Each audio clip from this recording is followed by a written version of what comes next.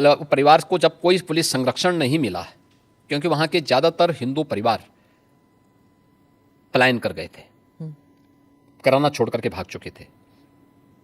लेकिन सरकार जब आई, सरकार ने जब ऐसे आपराधिक तत्वों के खिलाफ सख्ती शुरू की हमारी सरकार आने के बाद, तो बहुत सारे परिवार वापस आना शुरू हुए।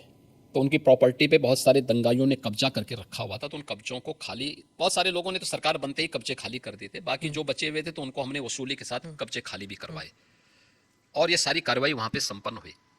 तो उस परिवार से मैं मिलने के लिए गया था, क्योंकि उस परिवार के एक प्रमुख सदस्य की हत्या हुई थी और उसके बाद ही किराना का पलायन शुरू हो गया था। उस परिवार में 6ठी क्लास में पढ़ने वाली एक बालिका थी।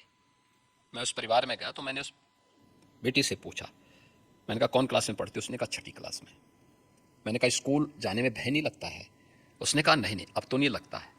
अब सोचिए कि 3 साल पहले जो बेटी स्कूल जाने से वंचित रह गई थी और सूरत जाने के लिए मजबूर हुई थी, वही परिवार वापस आया, क्या उसको सुरक्षा नहीं मिलनी चाहिए थी?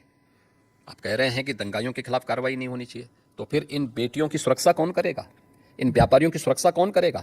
तो यही डंडा इन बेटियों की सुरक्षा करता है, इन व्यापारियों की सुरक्षा करता है, इन दंगाइयों को और इन अपराधियों और माफियाओं को ठिकाने भी लगाता है। और इसलिए इतनी सख्ती हमें करनी पड़ती है। और तब 25 करोड़ की जनता भारतीय जनता पार्टी के साथ समर्थन के साथ खड़ी।